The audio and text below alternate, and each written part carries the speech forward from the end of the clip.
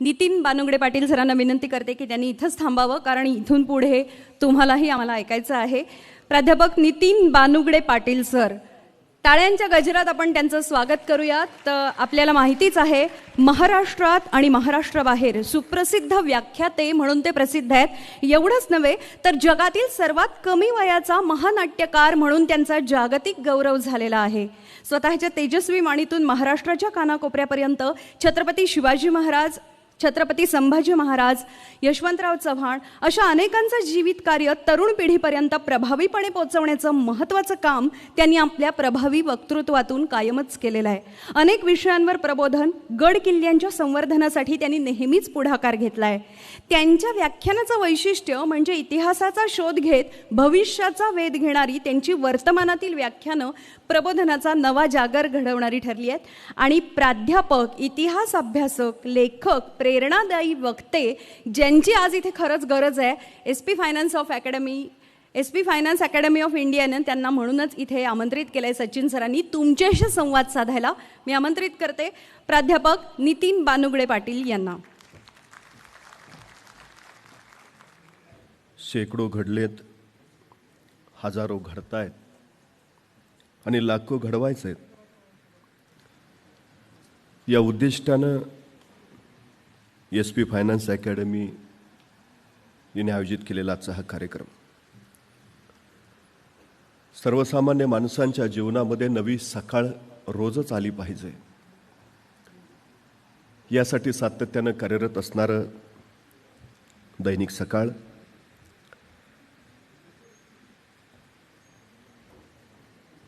आणि सकाळी सकाळी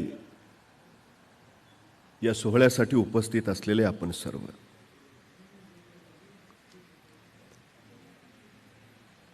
मी येता येता पुण्यात महात्मा फुले मंडईच्या तिथं होतो. ड्रायव्हरला सांगितलं गाडी आत पार्किंगला लाव. तो गाडी आत लावायला गेला म्हणून मी बाहेर उभा राहिलो. तिथे एक गजरेवाला गजरे विकत होता. साहजिकच माझं त्याकडं लक्ष द्यायचं काही कारण नव्हतं, पण त्याची बोलण्याची विशिष्ट जी पद्धत होती, त्याचं गजरे विकण्याचं जे कौशल्य होतं, त्याच्यामुळं साहजिकच मी त्याच्याकडे आकर्षीला गेलो. तो गजरे विकताना असं सांगत होता, ओ ताई गजरा घ्या, 1 महिना सुकणार नाही. ओ काकू गजरा घ्या, 1 महिना सुकणार नाही. ओ मॅडम गजरा घ्या, 1 महिना सुकणार नाही. येणाऱ्या जाणाऱ्या महिलांना ते बोलणं ऐकून आश्चर्य वाटायचं. असला कसला गजरा, 1 महिना सुकणार नाही. त्या पाठीमागा वळायच्या आणि पटकन गजरा विकत घेऊन टाकायच्या. 15 मिनिटात त्याची पाठी रिकामी झाली. मला मोठं कौतुक वाटलं आणि आश्चर्यही वाटलं. त्याची शैलीच वैशिष्ट्यपूर्ण होती. ओ ताई गजरा घ्या, 1 महिना सुकणार नाही. तेवढ्यात एक मॅडम तिथून समोरून जात होत्या. त्या गजरेवाल्यानं त्या मॅडमकडे बघून सांगितलं, मॅडम गजरा घ्या, 1 महिना सुकणार नाही. त्या मॅडम पाठीमागं वळाल्या आणि त्याला म्हणाल्या, गेल्या महिन्याचा अजून तसाच आहे.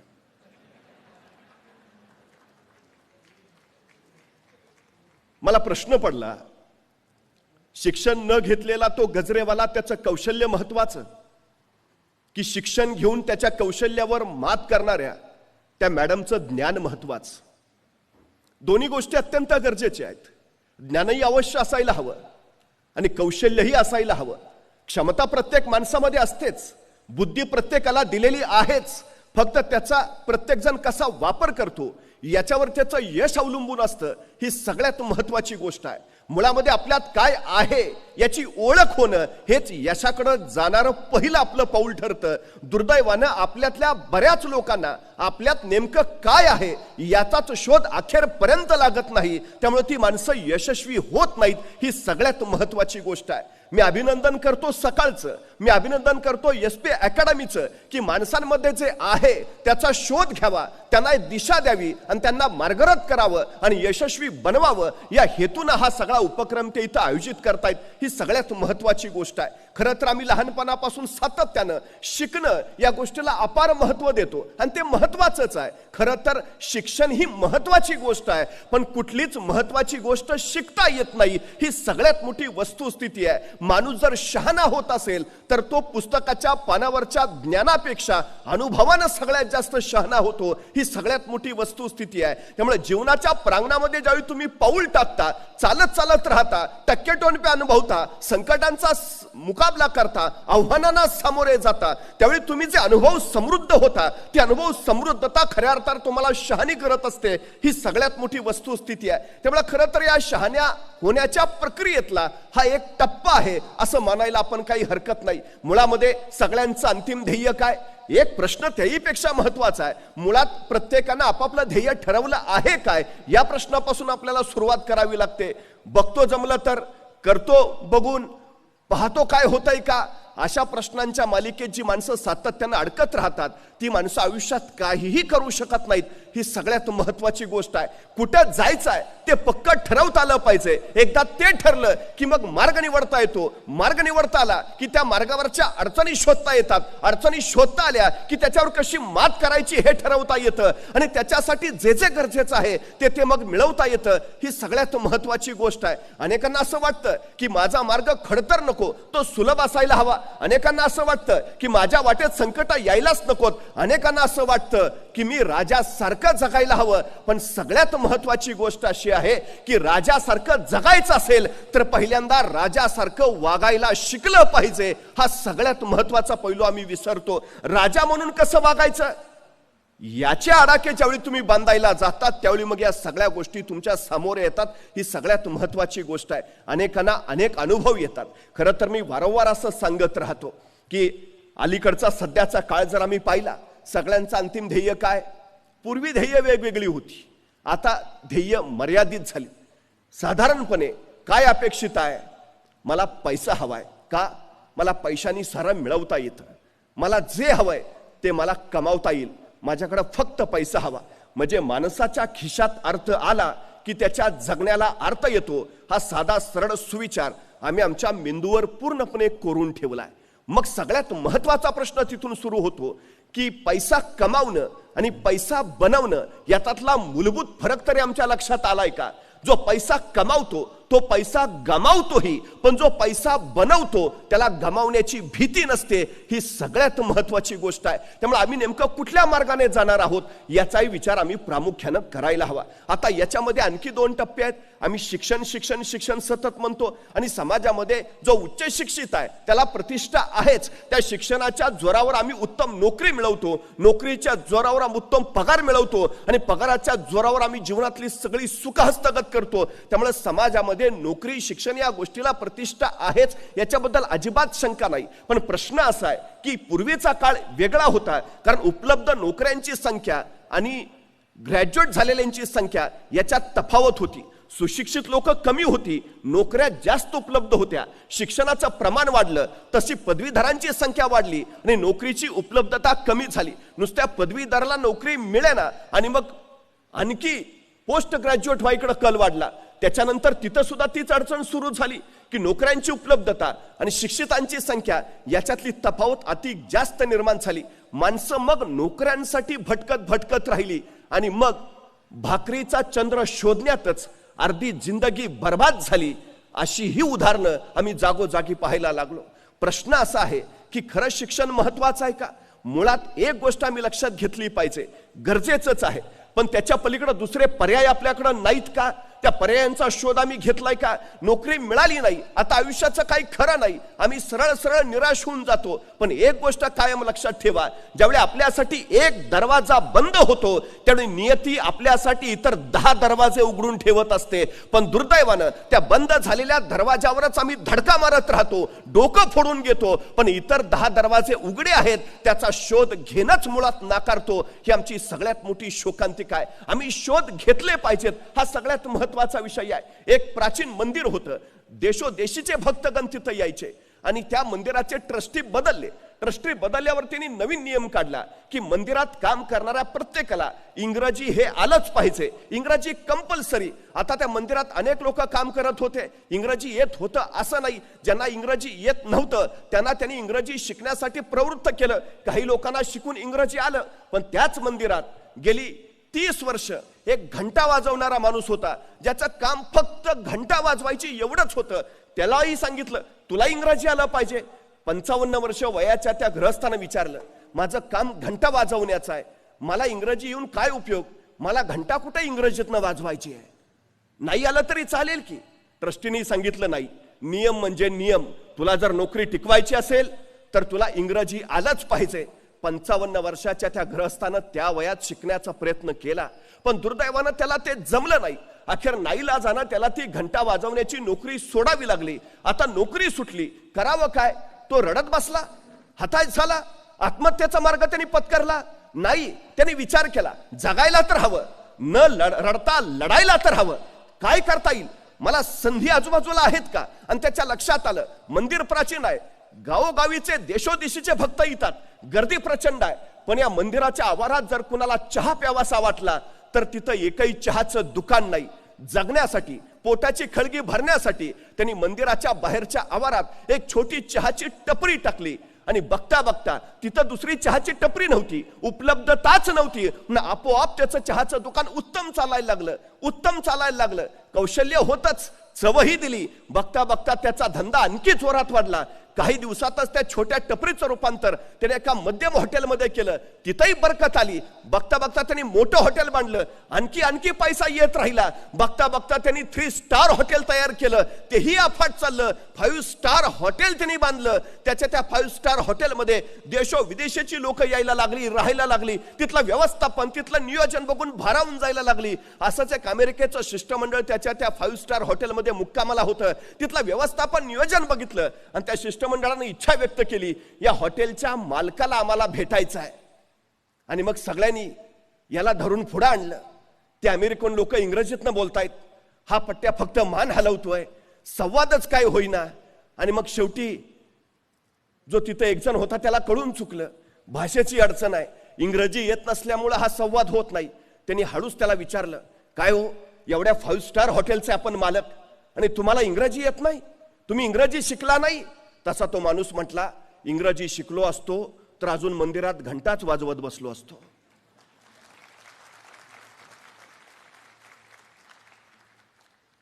संकट आली म्हणून तर मार्ग वेगळा शोधला ना, अडचणी उभा राहिल्या म्हणून तर नवी वाट काढली ना, एक दरवाजा बंद झाला म्हणून इतर दारांचा शोध घेतला ना. आम्ही रडत का बसतो, न्यूनगंड का मनात ठेवतो? अनेक लोकांना सगळ्यात मोठा न्यूनगंड आहे, जगाच्या बाजारपेठेत टिकायचं असेल इंग्रजी आलं पाहिजे. का? संवाद कोणत्याही भाषेतनं साधता येऊ शकतो, भावना कुठल्याही कृतीतनं व्यक्त करता येऊ शकतात. आम्ही मनामध्ये हे न्यूनगंड ठेवलेत ना, ते पहिल्यांदा काढायला हवेत. सगळ्यात मोठी गोष्ट आहे. मला कौतुक या उपक्रमाचं यासाठी आहे. नोकरी नोकरी नोकरी याच्या पलीकडे काही नाही, अफाट जग आहे सगळं. तुम्ही व्यवसायात यशस्वी होऊ शकता, तुम्ही उद्योगात यशस्वी होऊ शकता, पण अडचण काय आहे? आमच्याकडे पहिल्यापासून एक नियम घालून दिलाय, उत्तम नोकरी, मध्यम व्यापार आणि कनिष्ठ शेती. उद्योगाचा यात संबंधच नाही, तो करूच नाही, ते आपलं कामच नाही. मराठी माणसाला व्यापार जमत नाही, मराठी माणूस उद्योगात यशस्वी होत नाही, या मानसिकतेखाली आम्ही सतत दबतो आहोत.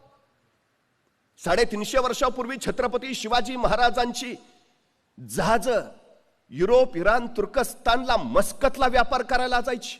मराठी माणूस व्यापार करत होता, मराठी माणूस उद्योगात होता, मराठी माणूस व्यवसायामध्ये होता.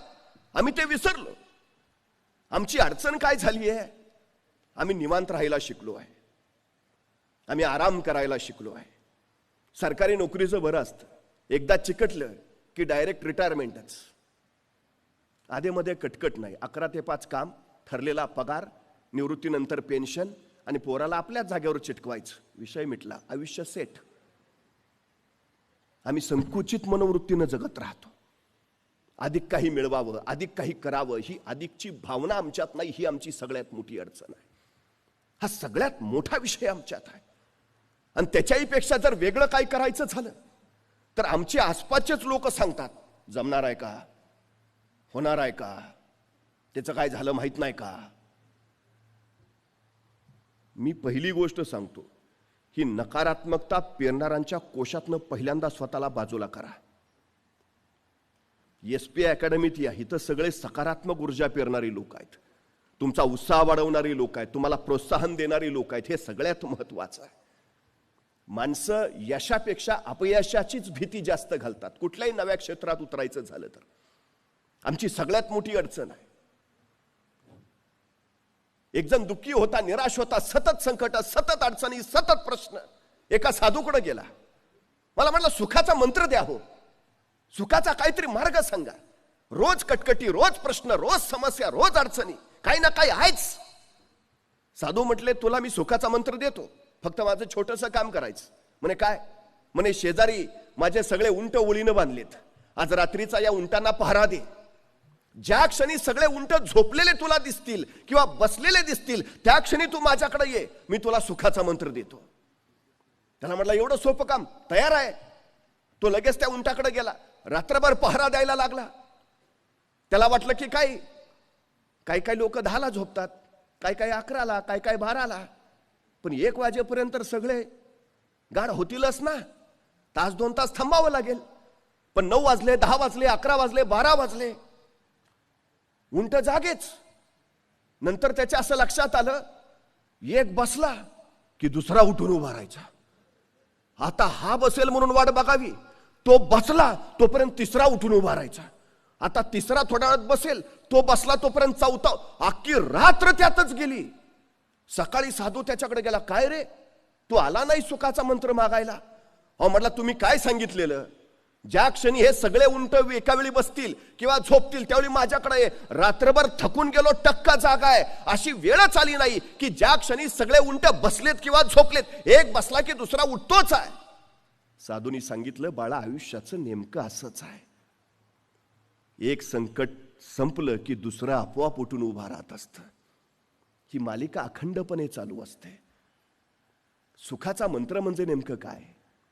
या संकटावर मात करत विजयाची वरमाला स्वतःच्या गळ्यात घालून घेणं आणि नव्या आव्हानाचा मुकाबला करण्यासाठी पुन्हा स्वतःला सज्ज करणं, ही प्रक्रिया जी आहे ना, ती खऱ्या अर्थानं जिवंतपणाचं लक्षण आहे. आणि हेच तर सगळ्यात मोठं यश आहे. हा सगळ्यात मोठा भाग आहे. संकट येतच राहणार आहेत. संकटांची भीती बाळगून तू जर पाऊलच पुढे टाकायचं नाही ठरवलं तर तुझ्या हातून आयुष्यात काही होणार नाही. ही सगळ्यात अडचणीची गोष्ट आहे. एकाला सांगितलं 3 किलोमीटर जायचं आहे, रात्रीचा तेवढा प्रवास कर आणि उजेडासाठी हा कंदील घे. त्यांनी कंदील हातात घेतला. दुसऱ्या दिवशी सकाळी आला तर तो कंदील घेतलेला माणूस आहे तिथंच. अरे काय झालं, तू गेला नाहीस का? म्हटला, जाऊ कसा? ह्या कंदिलाचा प्रकाश फक्त पावलापुरताच पडतोय, अंतर तर 3 किलोमीटर गाठायचं आहे. तो म्हटला, वेड्या माणसा, पाऊल तर उचल, प्रकाश तुझ्या बरोबर आपोआप येत राहील. आमची अडचण काय आहे, आम्ही पाऊलच उचलत नाही. मग एवढासा प्रकाश आहे, कसा पुरायचा, मला तर सड. अरे तू का काळजी करतो? प्रश्न साधे साधे असतात, आम्ही त्यात स्वतःला इतकं अडकून ठेवतो. समस्या छोटी का मोठी हे समस्या ठरवत नाही, ते आपण ठरवत असतो.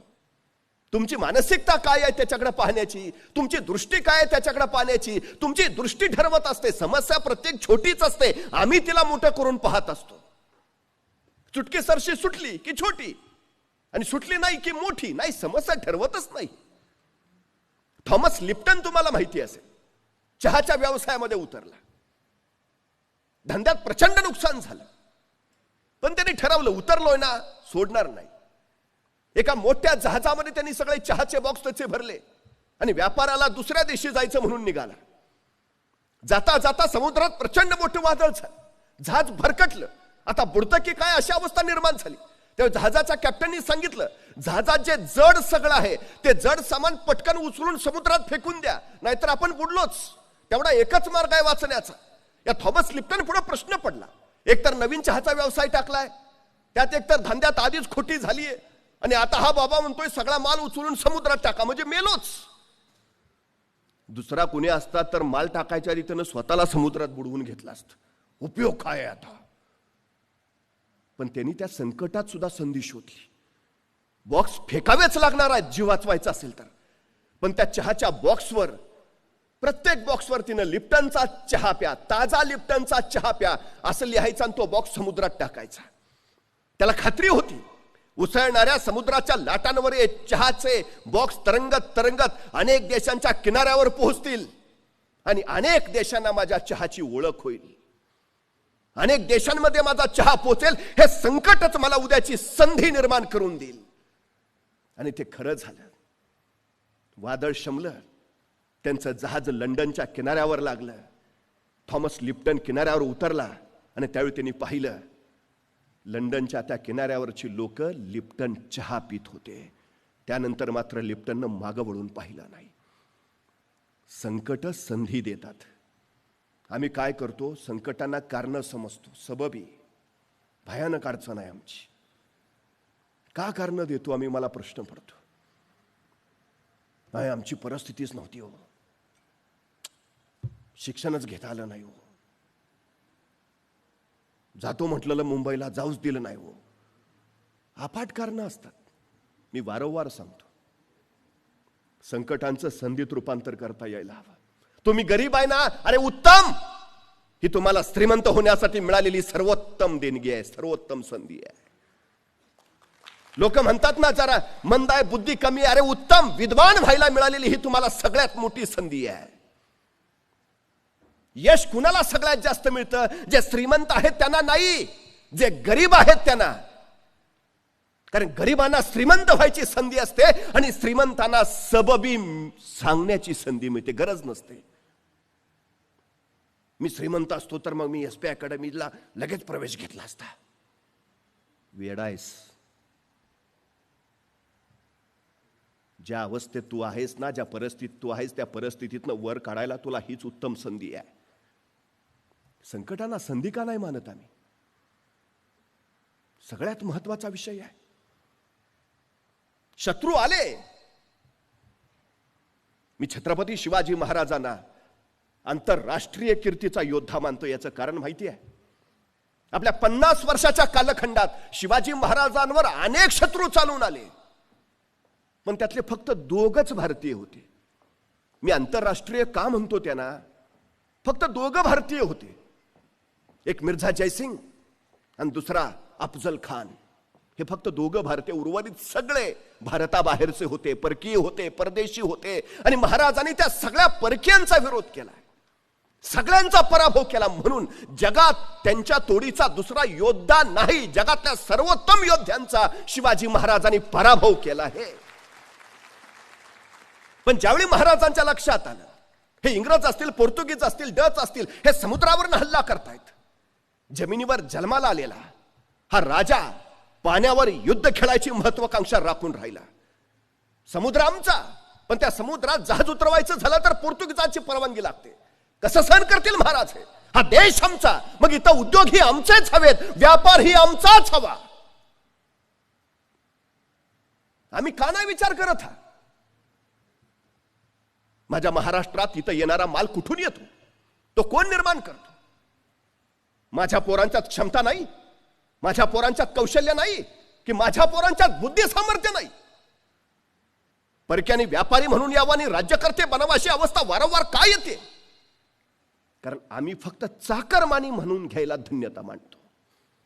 नोकरी हा आमचा धर्म बनतो. स्वतंत्र काही करावं, नवं काही निर्माण करावं ही जाणीव आमच्यात निर्माण होत नाही. याचा फायदा इतर घेतात, ही सगळ्यात मोठी गोष्ट आहे.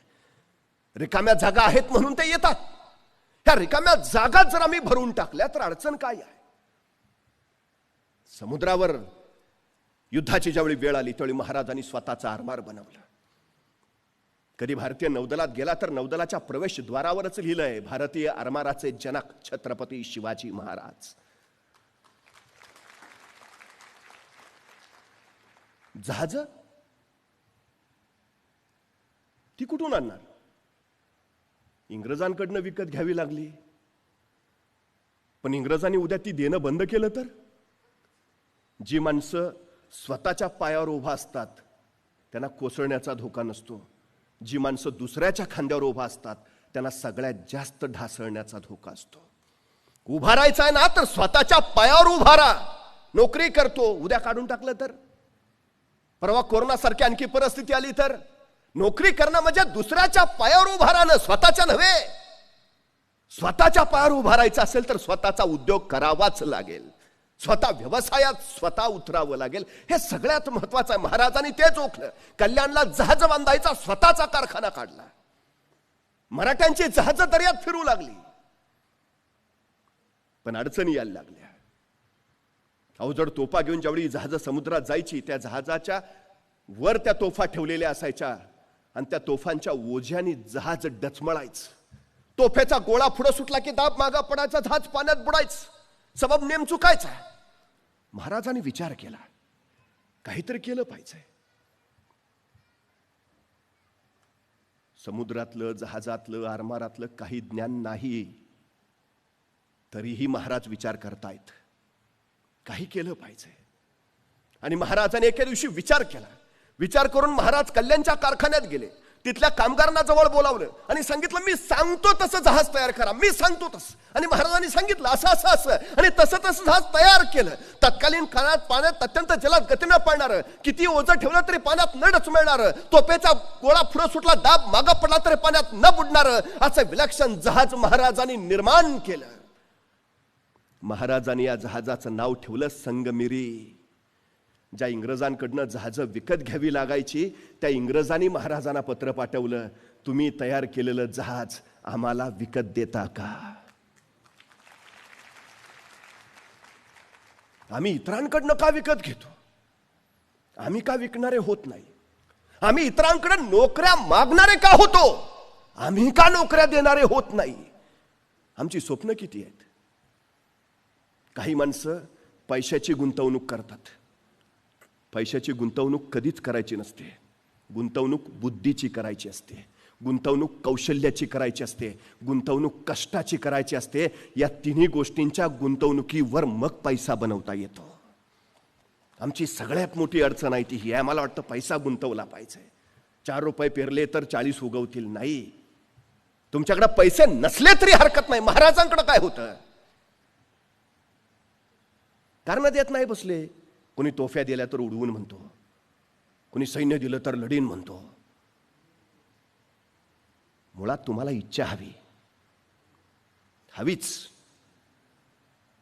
इच्छा असेल तर जिद्द येते, जिद्द असेल तर आत्मविश्वास येतो, आणि आत्मविश्वास असेल तर क्षमता कौशल्य आपोआप निर्माण होतं.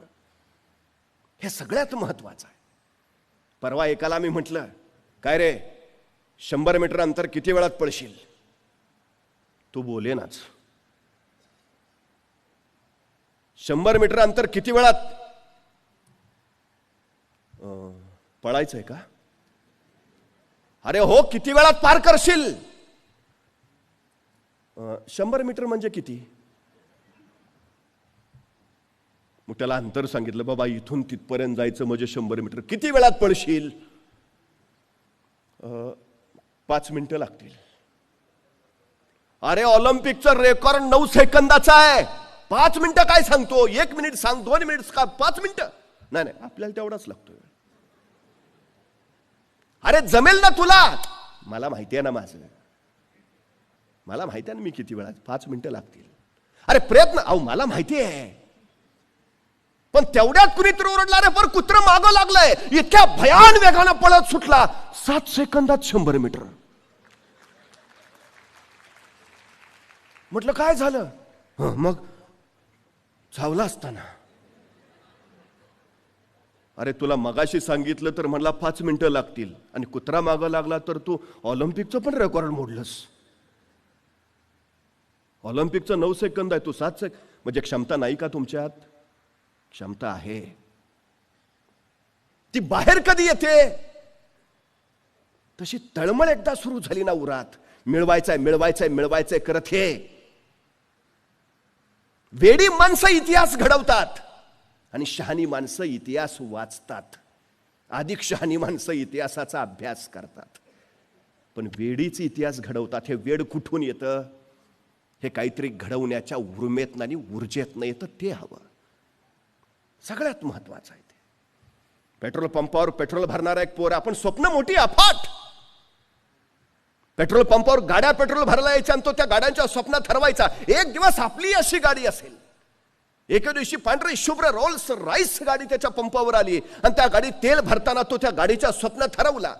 पेट्रोलची टाकी कधी फुल झाली, पेट्रोल कधी खाली सांडलं त्याला कळलंच नाही. पेट्रोल पंपाच्या मालकाने बघितला, संतापला, वैतागला, सन सन दोन वाजवल्या, चालू पाड.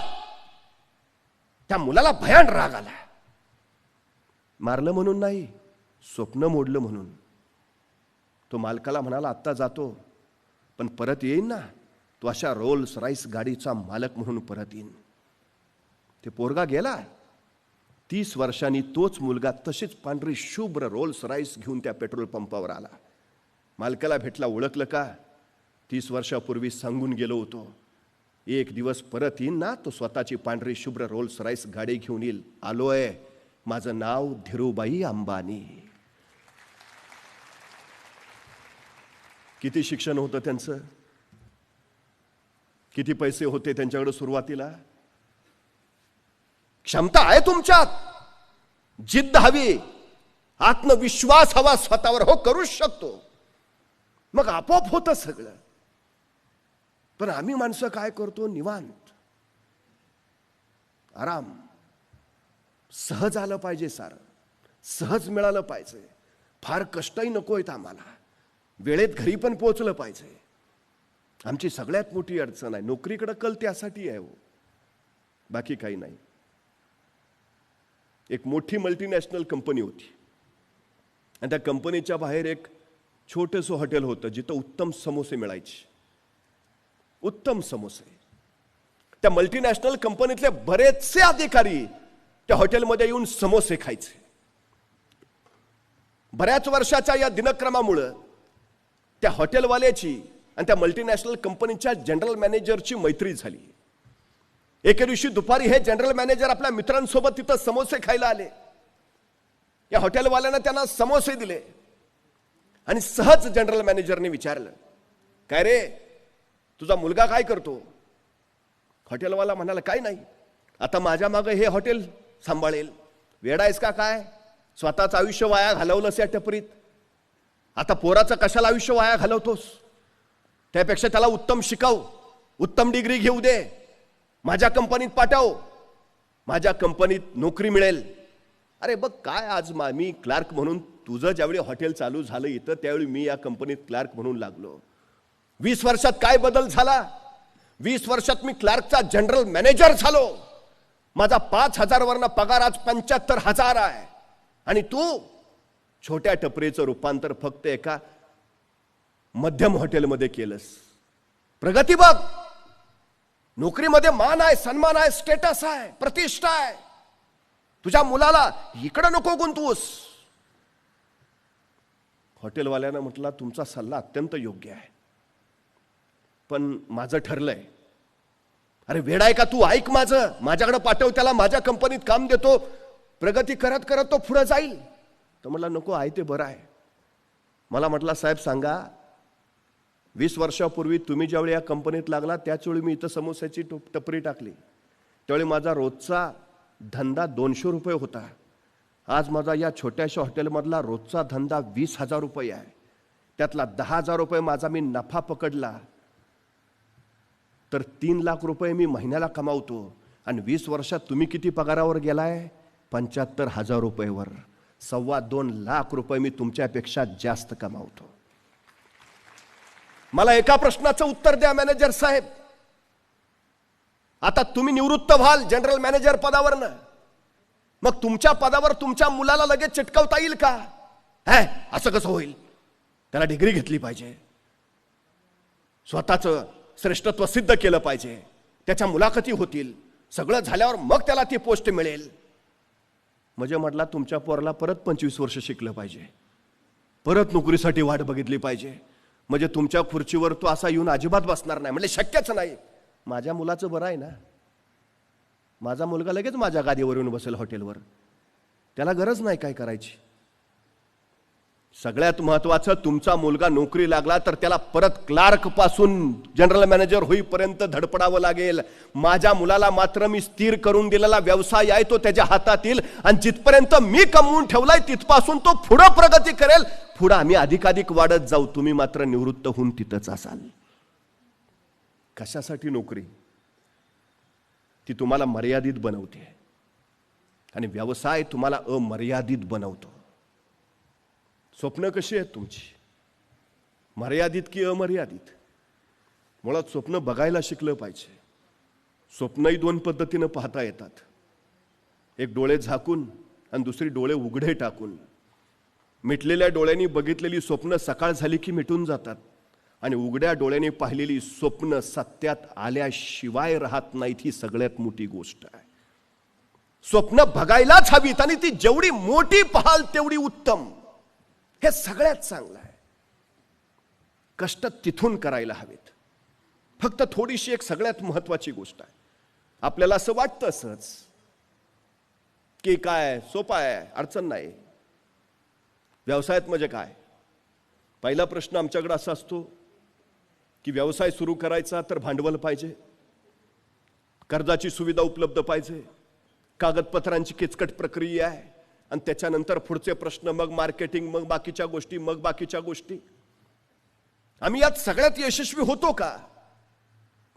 मग त्याच्यापेक्षा अशी काही पद्धत आहे का की जिथं आम्हाला आमचे हेतूही साध्य करता येतील, जिथं आम्हाला उद्योजक पण होता येईल, स्वतःच्या पायावर उभाही राहता येईल? आज मला वाटतं SP फायनान्स अकॅडमीने नेमकं ते तुमच्यासाठी उपलब्ध करून ठेवलंय. कारण कुठलाही व्यवसाय करताना सगळ्यात महत्वाची गोष्ट जर कुठली असेल तर तुम्हाला प्रशिक्षण ही अत्यंत गरजेची गोष्ट आहे. नाहीतर काय काय माणसं व्यवसाय सुरू करतात. 3 मित्र एकत्र आले आणि त्यांनी व्यवसाय सुरू केला. म्हणे आपण रिक्षा चालवू. आता 3 मित्रांनी मिळून रिक्षा घेतली. रिक्षातच 3 बसायचे.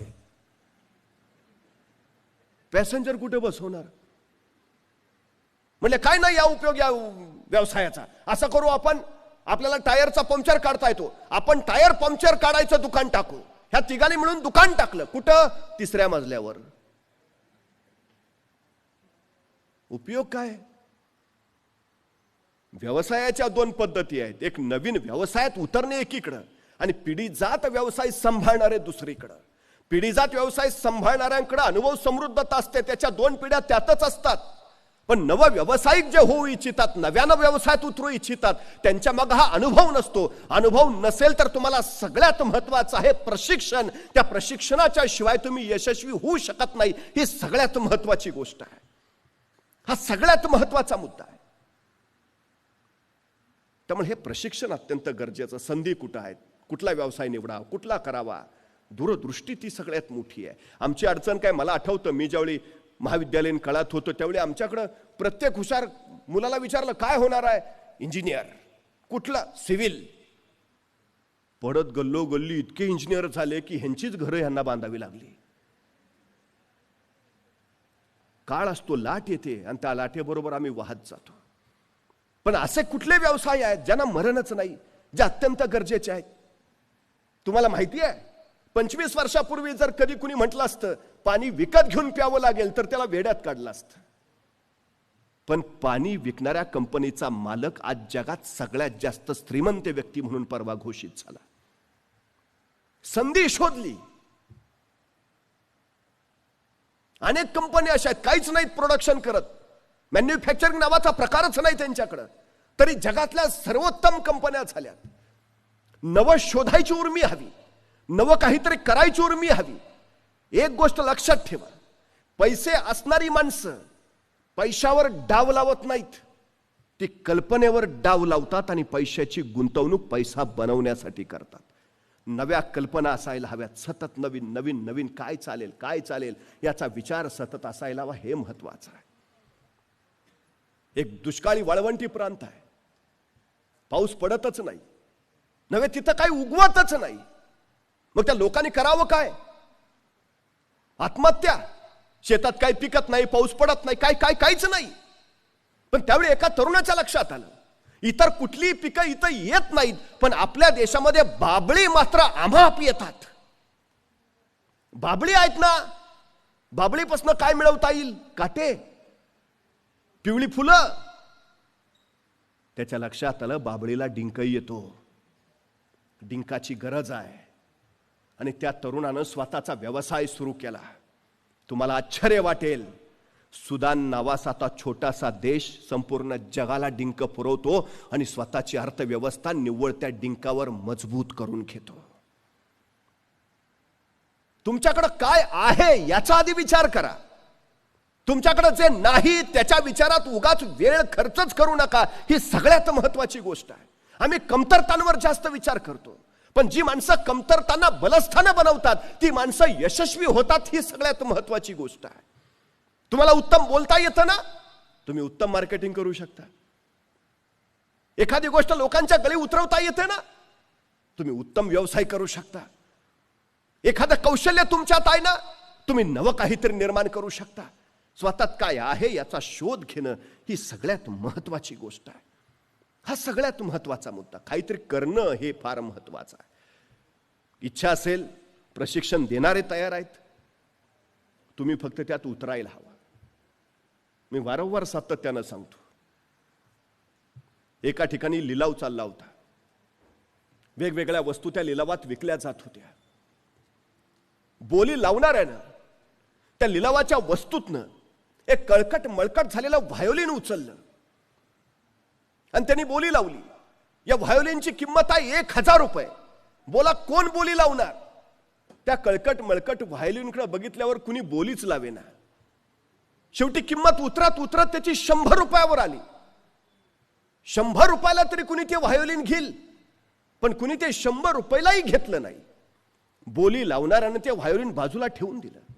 पण तेवढ्यात एक वृद्ध गृहस्थ उठला. तो त्या बोली लावणाऱ्याच्या जवळ आला. त्याला म्हणाला, हे व्हायोलिन मी थोडा वेळ हातात घेऊ का? त्या बोली लावणाऱ्यानं म्हटलं, ठीक आहे घ्या. त्या वृद्धानं ते व्हायोलिन हातात घेतलं.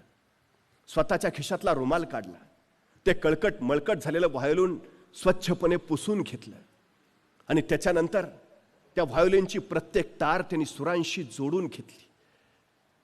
आणि नंतर ते व्हायोलिन त्यांनी स्वतःच्या हनुवटीखाली घेतलं आणि त्या व्हायोलिनच्या तारांवर अलगद तो त्या सुरावटींशी खेळू लागला. आणि साऱ्या आसमंताला भारावून टाकणार एक सुऱ्या लखेर त्या वातावरणात उमटली. ती व्हायोलिन फिरत राहिलं आणि सुरांची बरसात होत राहिली. सगळी माणसं मंत्रमुग्ध पूर्ण भारावून गेली. क्षणभर ते सगळं वातावरणच वेगळ्या पवित्र अशा वातावरणात बदलून गेलं. काही वेळानंतर त्या वृद्धानं ते हातातलं व्हायोलिन खाली ठेवलं आणि तोच तो बोली लावणारा पुढे आला. आता हे व्हायोलिन कितीला घ्याल? आणि एक धनाढ्य उठला, 1,00,000 रुपये. तोपर्यंत दुसरा उठला, 2,00,000 रुपये. तोपर्यंत तिसरा उठला, 10,00,000 रुपये. 100 रुपयाला कुणी घ्यायला तयार नसलं ते व्हायोलिन क्षणात 10,00,000 रुपयाला विकलं गेलं. आपल्या आयुष्याचंही नेमकं असं असतं. तुम्ही त्या व्हायोलिन सारखे जर एखाद्या कोपऱ्यात रिकाम टेकडेपणानं पडून राहिला तर तुमची किंमत 0 असते. पण स्वतःच्या कर्तृत्वाच्या तारा झंकारीत तुम्ही स्वतःच्या कष्टानं जर यशाच्या तारा निर्माण करत राहिला तर त्याला मात्र अमाप किंमत येते. त्यामुळे काय करू म्हणून निवांत राहू नका. काय करता येईल म्हणून फक्त विचार करत बसू नका. रिकाम टेकडेपणानं आयुष्य तर अजिबात वाया घालवू नका. काहीतरी करत राहा, सतत करत राहा. तुम्हाला त्या संधी देण्यासाठी, शक्यता देण्यासाठी इथं सगळी माणसं तयार आहेत. आज सकाळ आणि SP अकॅडमीनं हा सगळा प्रपंच मांडलाय तो निव्वळ त्यासाठी. तुमच्यात क्षमता आहे, तुमच्यात सामर्थ्य आहे, तुमच्यात कौशल्य, या त्याला अधिक तजेलदार करत, अधिक धारदार करत तुमच्या त्या क्षमतांचा वापर करून आपल्याला पुढे जाता येईल. ही सगळ्यात महत्वाची गोष्ट आहे आणि निश्चितपणे आम्हाला त्या पद्धतीत जाता येतं. या सगळ्या गोष्टी आम्हाला करता येतात. फक्त एक गोष्ट लक्षात ठेवा, ज्याला पैसा आणि वेळ योग्य पद्धतीनं खर्च करता येते त्यालाच त्याचा परतावा योग्य मिळवता येतो. विनाकारण खर्च केलेला पैसा आणि विनाकारण खर्च केलेला वेळ हे दोघंही तुम्हाला गोत्यात आणतात. ही सगळ्यात महत्वाची गोष्ट आहे. परत हाताशी काही लागत नाही. अशा प्रशिक्षणासाठी तुम्ही खर्च केलेला पैसा, अशा प्रशिक्षणासाठी तुम्ही दिलेले 6 महिने हे उद्याचं तुमचं आयुष्य घडवणारे आहेत. ही गोष्ट पहिल्यांदा आपण लक्षात घेतली पाहिजे. आणि त्या पद्धतीनं आपण काही लोक निर्णयच घेत नाहीत. असे असंख्य अतृप्त आत्मे आजूबाजूला दिसतील. त्याच वेळी विचारलं असतं तर बरं झालं असतं. आता काय उपयोग आहे? त्याच वेळी निर्णय घेतला असता तर बरं झालं असतं. 25 वर्षांनी सांगून काय उपयोग आहे? वेळ एकदाच येते, क्षण एकदाच येतो. तो अचूक पकडता आला की यश मिळवता येतं. मग तो क्रिकेटपटू असू द्या नाहीतर अभिनेता असू द्या, टायमिंगला फार महत्व आहे. टायमिंग चुकलं की क्रिकेटपटूचा शॉट चुकतो आणि टायमिंग चुकलं की अभिनेतेचा विनोदी हुकतो. आयुष्याचं नेमकं तसं आहे, टायमिंग पकडता आलं पाहिजे. ही वेळ आहे नवं काहीतरी निर्माण करायची, नवं काहीतरी निर्माण करून दाखवायची. त्यासाठी योग्य ते मार्गदर्शन घ्यायची, योग्य ते प्रशिक्षण घ्यायचे आणि पुढे जायची. ही सगळ्यात महत्वाची गोष्ट आहे. आता काही काही लोकांना असंही वाटतं, हा ते बघितलं मी SP अकॅडमीचं, हा ते रिअल इस्टेटमध्ये काम करतायत, बँकिंगमध्ये काम करतायत, विम्यामध्ये काम करतायत, मग त्यांचं असं असं म्हणणं आहे, मग ते आम्हाला असं असं जावं लागेल, लोकांना भेटावं लागेल, आता हे असलं आम्ही करायचं का? मग घरी कळकटलेलं मळकटलेलं व्हायोलिन म्हणून बस, 100 रुपयाला घेतील. तुला 100 रुपये ही तुझी किंमत ठरवायची आहे का 10 लाख रुपये बनवायची आहे, हे तुझ्या हातात आहे ना. एक गोष्ट पहिल्यांदा लक्षात ठेवा, कुठलंही काम कधीच कमीपणाचं नसतं. जी माणसं कामाची लाज बाळगतात, यशही त्यांच्याजवळ यायला सतत लाजत राहतं, ते कधीच जवळ येत नाही. सगळ्यात महत्वाची गोष्ट आहे. मोठी माणसं काय काय करत होती हो तुम्हाला माहिती आहे? पुणे जिल्ह्यातल्या खेड तालुक्यातल्या कोथळे गावचा शिवाजी गायकवाड नावाचा पोरगा, नोकरीनिमित्त वडील रामोजीराव गायकवाड, आई जिजाबाई बेंगलोरला स्थायिक झाले. परिस्थिती अत्यंत हलाखीची होती. हवालदार असलेले रामोजी, त्यांच्या पगारात घरचं भागत नव्हतं, 4 अपत्य, सगळा कसा तरी तोंडात घास पुडण्यापुरता कारभार चालत राहायचा. आईचं निधन झालं आणि हा शिवाजी कोलमडून पडला. आपल्या 4 अपत्यांना सांभाळताना वडिलांची कोण कसरत होते हे त्याच्या लक्षात आलं. आता आपणच काहीतरी केलं पाहिजे. या धडपडीनं तो काहीतरी करायला प्रवृत्त झाला. म्हैसूर मशिनरी या दुकानात त्यांनी काम पत्करलं. प्रसंगी तांदळाच्या गोण्या सुद्धा त्यांनी पाठीवरनं नेल्या. अफाट कष्ट घेतले. जगण्यासाठीचा जो काही संघर्ष होता तो सतत करत राहिला. अभिनयाचा गुण अंगात होता पण संधी नव्हती. जगणं महत्वाचं आहे. आवडे गप्प बसू देईना. पोटाची खळगी भरता भरता त्याने बेंगलोर परिवहन सेवेची परीक्षा दिली आणि त्यात तो पासही झाला. बस कंडक्टर म्हणून काम करायला लागला. पण मुळात जे आत होतं, आतली जी महत्वाकांक्षा होती, आतलं जे ध्येय होतं ते त्याला गप्प बसूच देत नव्हतं. तिकीट काढता काढता ज्या वेगानं तो तिकीट द्यायचा आणि ज्या नजाकतीनं तो पैसे लोकांच्या हातावर ठेवायचा, ते बघून लोक भारावून जायची. वाह! बेंगलोर परिवहन सेवेच्या हजारो बस असताना सुद्धा माणसं बस स्टॉपवर वाट बघत बसायची. शिवाजी गायकवाड कंडक्टर असलेली बस आली की मग त्यात बस. गर्दी त्याच्या बसला. आणि अशाच एका बसमध्ये बालचंदर नावाचा एक दिग्दर्शक बसला होता. या शिवाजी गायकवाडची नजाकत त्यांनी बघितली. या शिवाजी गायकवाडचं विद्युल्लतेच्या वेगाने चालणारा चपळपणा त्यांनी अनुभवला आणि आपला पहिला चित्रपट त्यांनी या बस कंडक्टरला देऊ केला. शिवाजी गायकवाड नावाच्या युवकानं हा बालचंदरचा पहिला चित्रपट केला आणि हा पहिलाच चित्रपट राष्ट्रीय पुरस्कार प्राप्त ठरला. नंतर मात्र या शिवाजी गायकवाडनं मागं वळून बघितलं नाही. पुणे जिल्ह्यातल्या खेड तालुक्यातल्या कोथळे गावचा हा शिवाजी गायकवाड जवळपास आपलं अलौकिक कर्तृत्व गाजवत चित्रपटसृष्टीत रजनीकांत नावानं पुढे प्रसिद्ध झाला. बसून राहिला असता, गरिबी आहे काय करू शकतो, रडत बसला असता, कसा रजनीकांत झाला असता. तांदळाची गोणी पाठीवर घेताना त्यांनी स्वतःला लाज नाही मानली. म्हैसूर मशिनरीमध्ये काम करता त्यांनी लाज नाही मानली. ध्येयाचं विस्मरण नाही होऊ दिलं. काय व्हायचंय तो झाला.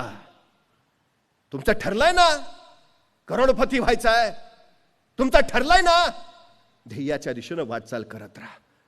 मी चंद्रावर जाणार, जा बिंदास्त, पण उडी मारून नाही जाता येत.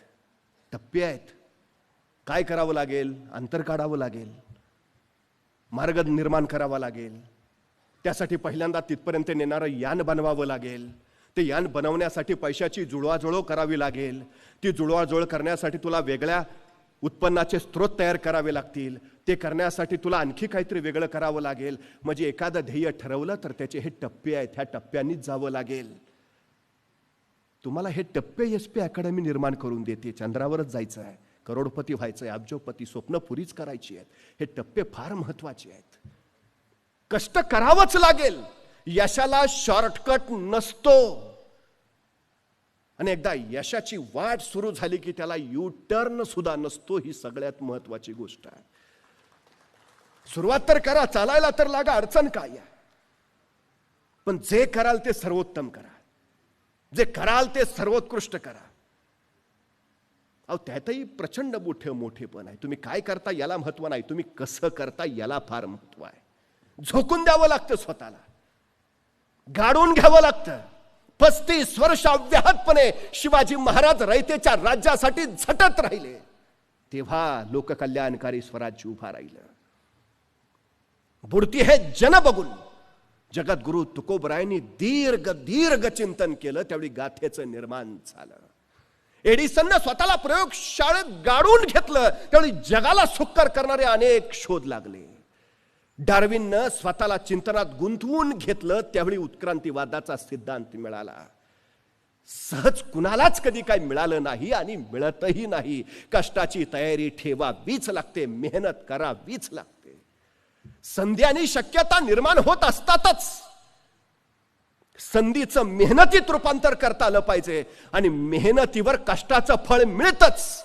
पण कष्टाचं फळ मिळाल्यावर एका फळावर संतुष्ट राहायचं का त्या फळाची बीज आणखी कुठं कुठं पेरायची आणि त्यातून अपार मिळवत राहायचं, हा विचार तुम्हाला समृद्धीकडे नेतो. हा विचार फार महत्वाचा आहे. यशस्वी व्हालच, पण सर्वोत्तमतेचा ध्यास धरा. काम कुठलं आहे त्याचा विचार अजिबात करू नका. ही सगळ्यात महत्वाची गोष्ट आहे. सगळ्यात. तुम्ही विमा क्षेत्रात काम करा, संधी आहे.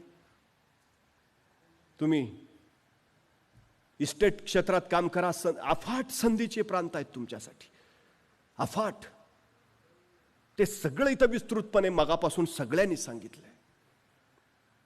फक्त एकच, काही मिळवायचं आहे तर काही द्यावं लागेल, काही कमवायचं आहे तर काही पेरावं लागेल, काही गाठायचं आहे तर स्वतःचं तेवढं योगदान द्यावं लागेल. त्याच्या बळावरच तुम्ही त्या शिखरावर पोहोचू शकता. खरं तर अब्राहम लिंकन यांचे वडील चांभार होते. एका चांभार काम करणाऱ्याचा मुलगा अमेरिकेचा राष्ट्राध्यक्ष झाला. आमची कायम अपेक्षा असते प्रत्येक बापाची, जे माझ्या वाट्याला आलं ते माझ्या मुलाच्या वाट्याला येऊ नये. जे मी करू शकलो नाही ते माझ्या मुलाने केलं पाहिजे. मी त्याला भाड्याच्या घरात घेऊन राहत होतो, माझ्या मुलाचा स्वतःचा बंगला असला पाहिजे. आमची अपेक्षा असते की आम्ही 2 व्हीलरवरनं फिरलो, माझ्या मुलानं 4 चाकीतनं गेलं पाहिजे. प्रत्येक बापाची इच्छा आहे. पिढ्यानपिढ्या ह्या इच्छा वाढत राहतात. पण मला एक सांगा, हे सगळं मिळवण्यासाठी किती वडील आपल्या मुलांना तू टाटा हो, तू बिर्ला हो, तू अंबानी हो असं सांगतात. चुकूनही नाही. आमचे वडील मुलाला सांगतात डॉक्टर हो, इंजिनियर हो, वकील हो, प्राध्यापक हो, काहीच नाही जुळलं तर माझ्या जागेवर तरी चिकट. ही स्वप्न आम्ही मोठी केली पाहिजेत. आता पालकांनी नव्या पिढीला सांगितलं पाहिजे, व्यवसायात उतर, इथं संधी आहे, उद्योगात उतर, इथं कार्यक्षेत्र उत्तम आहे. हे मार्गदर्शन ज्यावेळी घडेल त्यावेळी उद्याची पिढी आमची आपोआप या क्षेत्रामध्ये उत्तम आणि सर्वोत्तम होईल. अब्राहम लिंकनचा तो संसदेतला पहिला दिवस होता. अमेरिकेतले अमीर, उमराव, सरदार आणि राजेशाही संसदेत असणारे मोठमोठी लोक, यांना मनातनं प्रचंड खंत वाटत होती. एक चांभाराचा मुलगा राष्ट्राध्यक्ष झाला आणि त्याच्या हाताखाली आम्ही काम करायचं. आपल्या संसदेतल्या पहिल्या भाषणासाठी अब्राहम लिंकन उठून उभा राहिले आणि ते बोलायला सुरुवात करणार तेवढ्यात एक अहंकारी संसद उभा राहिला. म्हणला, लिंकन तुम्ही विसरू नका, तुम्ही एका चांभाराचे मुलगा आहात. स्वतःच्या पायातला बूट त्यांनी लिंकनला दाखवला. हा बूट तुमच्या वडिलांकडूनच मी शिवून घेतलाय. सगळ्या संसदेला वाटलं केवढा मोठा प्रचंड अपमान लिंकनचा. पहिलंच भाषण, राष्ट्राध्यक्ष, आणि एवढा घोर अपमान. हे सगळं ऐकलं. अब्राहम लिंकन शांत पुढं बोलायला लागले. त्या समोरच्या अहंकारी सद्ग्रस्ताला म्हणाले, बरं झालं या प्रसंगी तुम्ही मला माझ्या वडिलांची आठवण करून दिली. मला आनंद वाटला की तुम्ही सगळे माझ्या वडिलांकडूनच बूट बनवून घेत होता. हो, माझे वडील अमेरिकेतले सर्वोत्कृष्ट चांभार होते. त्यांच्यासारखा बूट कोणी बनवूच शकत नाही. आज तुम्ही आठवण करून दिली, बरं झालं. मी माझ्या वडिलांसारखा सर्वोत्कृष्ट व्हायचा प्रयत्न करेन. निश्चितपणे त्यांच्यासारखा सर्वोत्तम होणं मला जमणार नाही, सर्वोत्कृष्ट होणं मला जमणार नाही याची मला जाणीव आहे. पण ते त्यांच्या कार्यात जसे सर्वोत्तम होते तसे राष्ट्राध्यक्ष म्हणून मी माझ्या कार्यात सुद्धा सर्वोत्तम होण्याचा प्रयत्न करेन. आणि वडिलांबरोबर राहताना बूट शिवायचं थोडंसं शिक्षण मला माझ्या वडिलांनी दिलंय. माझे वडील आता राहिले नाहीत, पण त्यांनी शिवलेले बूट मात्र तुमच्या सगळ्यांच्या पायात आहेत. जर यदाकदाचित ते बूट टोचत असतील, लागत असतील, घट्ट होत असतील अथवा सैल होत असतील तर मला जरूर सांगा, मी ते दुरुस्त करून देईन. अमेरिकेच्या राष्ट्राध्यक्ष पदावरचा माणूस पहिल्या भाषणात हे सांगतो, कामाची लाज नाही, अजिबात नाही. हो, मी झाडू मारतो, पण मला अभिमान आहे या जगात माझ्यासारखा दुसरा कोणीच झाडू मारू शकत नाही. ही माझी सर्वोत्तमता, ही माझी सर्वोत्कृष्टता आहे. ज्या क्षेत्रात जाल, उद्योग असेल, व्यवसाय असेल, आणखी जिथं जाल तिथं फक्त एक मंत्र लक्षात राहू द्या, इथले सर्वोत्तम होईल, सर्वोत्कृष्ट होईल. विष्णू शास्त्री चिपळूणकर असं म्हणायचे, मी मराठी भाषेतला शिवाजी आहे. म्हणजे शिवाजी हे फक्त नाव नाही, शिवाजी हे फक्त व्यक्तित्व नाही, तर शिवाजी हे सर्वोच्चतेचं परिमाण आहे. मला काय व्हायचं आहे तर माझ्या क्षेत्रातलं सर्वोत्तम, सर्वोच्च व्हायचं आहे. हे सर्वोच्चता म्हणजे तुमचं सगळ्यात मोठं यश. तुम्ही इथं आला आहात याचा अर्थ तुम्हाला उद्योजक व्हायचं आहे. तुम्ही इथं बसला आहात याचा अर्थ तुम्हाला तुमचं विश्व घडवायचं आहे. याचाच अर्थ तुम्ही तुमचं समृद्ध जीवन घडवण्याच्या पहिल्या टप्प्यावर आला आहात. सकाळ आणि SP अकॅडमी पुढचं मार्गदर्शन करायला सज्ज आहेत. आपण त्याचा लाभ घ्यावा अशी अपेक्षा व्यक्त करतो. आपल्या सगळ्यांची रजा घेतो. धन्यवाद.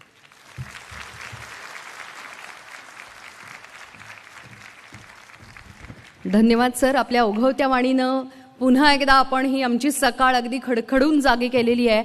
आणि सकाळनं आयोजित केलेला हा उपक्रम, सकाळ विद्या आणि SP फायनान्स अकॅडमी आयोजित हा उपक्रम हा प्रत्येक रविवारी असणारच आहे. आता मी पुन्हा